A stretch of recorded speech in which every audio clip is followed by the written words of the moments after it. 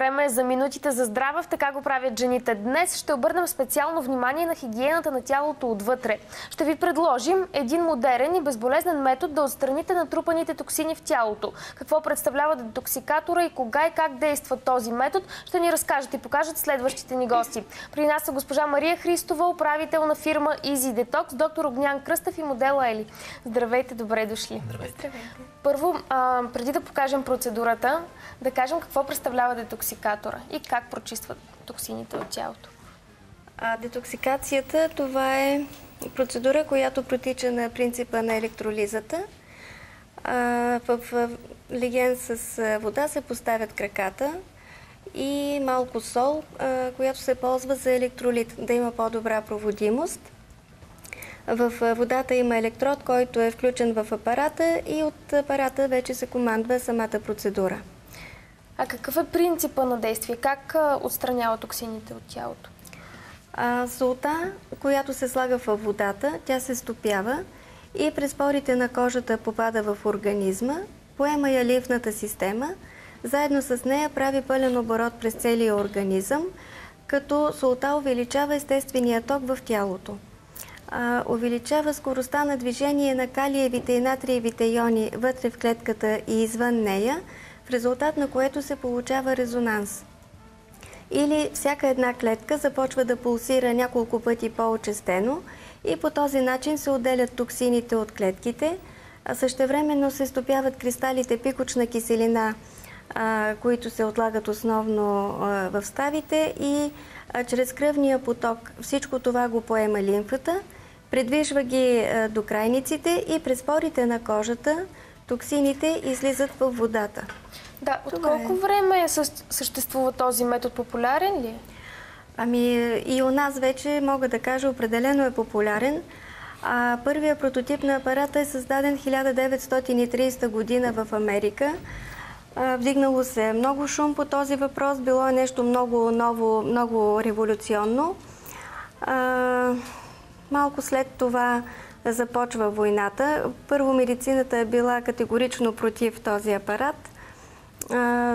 Автора му е бил случайно отровен, лабораторията му запалена. След това започва Втората световна война и по време на война на никой не му е било до профилактика. Когато приключва войната, вече на пазара има антибиотик. Знаете, при антибиотика резултатите са в много по-кратък срок и е трябвало да се вземе решение в какво направление да се развива медицината и решават, че тъй като антибиотика действа по-бързо, залага се на него и по принцип този апарат пак е бил известен и популярен и използван, но в България едва преди 3 години и половина, значи точно... Все пак е ново за България. Да, все още е сравнително ново. Доктор Кръстев, днес медицината приема ли детоксикатора? Според мен, в днешно време медицината приема детоксикатора. За съжаление, в много здравни заведения не е популярно като практика, но персонално в клиниката, в която аз работя, ние използваме детоксикатора от 3 години и резултатите, които виждаме, са изключително добри, като разбира се не може само с апаратна детоксикация да се решават клинични случаи, но това е един от методите, с които ние можем да си подпомогнем съответно процеса, който имаме за цел да извършим. И мога да ви дам много примери относно клинични случаи, къде ние имаме добри резултати, когато съчетаваме работата си с действието на апаратната детоксикация. Нека първо да кажем защо трябва да детоксикираме тялото си, да изчистим токсините. Значи, задължително трябва да изчистим тялото си от токсини, защото дори човек, било то когато е болен или дори да се чувства физически напълно здрав, той винаги в своя жизнен цикъл натрупва в организма си токсини. Било то от продуктите на обмяната на неговият организъм, било това, което той консумира като храна, това, което храни дишва. се съдържат най-много токсини? Това вече не мога да уточня в кои храни, но при всички храни в днешно време виждате, че са достатъчно замърсени, с много ета в тях, с много консерванти, с много стабилизатори. Така че детоксикацията, според мен, е не само задължителна, тя е наложителна в днешния съвременен човек. Освен, че трябва да се използва, когато има проблеми, т.е. имаме заболяване, така също и при абсолютно здрави хора, които ако циклично си правят апаратна детоксикация, те ще се чувстват като профилактика значително по-добре. Ще продължим да си говорим, но аз предлагам да стартираме процедурата. Колко време продължава тя? 30 минути е цялата процедура. Добре, да започваме. Ели вече е потопила крачета. Да. Студена ли е водата, Ели? Добре. Така, сега самата процедура се командва от апарата. Тук се задава съответната степен, на която ще работи. Фиксирано е времето, за което ще работи апарата. И стартираме процедурата. Допълнително, което трябва да направим само, е да поставим малко сол в водата, за да... Това готварска сол ли? Да, обикновена сол. В случая, като може да се ползва морска сол, което е по-добрия вариант, тъй като там има повече микро-макроелементи. А казахте, избираме степента, на която ще работи. На какъв принцип избирате тази степен? Според проблемите на човека? Сега ще обясня. Значи работи апарата на 5 степени. Първа степен е с по-слабо въздействие. Тя се използва при малки деца, защото при тях организма не е толкова натоварен.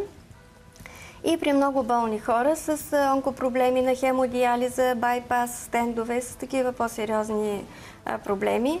Техният организъм е по-изтощен и затова при тях се ползва първа степен. Има 2 степени, които едната е само на положителен поляритет, а другата само на отрицателен. Те се ползват само при назначени клинични тестове и остават още 2, които се използват най-масово всъщност, 4-та и 5-та степен. В случая на 5-та сме пуснали апарата да работи. Те са точно за масовия потребител и за профилактика. Какво правим сега? Чакаме да се освети водата ли? Процедурата вече е стартирана, сложили сме солта, постепенно тя ще се стопи или може да раздвижа малко краката да ускориме този процес и ще очакваме да наблюдаваме вече промяната на цвета на водата. Ели, усещаш ли нещо?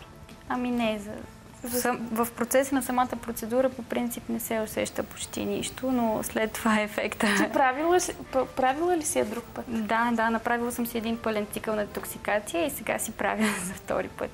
Колко е един пълен цикъл на детоксикация? Средно 15 процедури е един пълен цикъл, като за тези 15 процедури организма се пречиства до 80% на клетъчно ниво, като те не се правят всеки ден. Средно 2 в седмицата е нормално като ритъм. Ефектът от едната процедура продължава 2 до 3 дни след като тя приключи. Така тези 15 процедури се правят за около месец и половина, като през цялото това време организма работи на едно по-високо ниво на вибрация на клетките, както при йогите. И де-факто се чисти през цялото това време. По време на процедура се пречиства лимфната система, а в интервала между двете процедури организма се чисти по естествен път през порите на кожата и през бъбриците. Тоест през целия период на терапията организмът се прочиства не само по време на процедурите. Добре, ще продължим разговора след рекламите по BBT.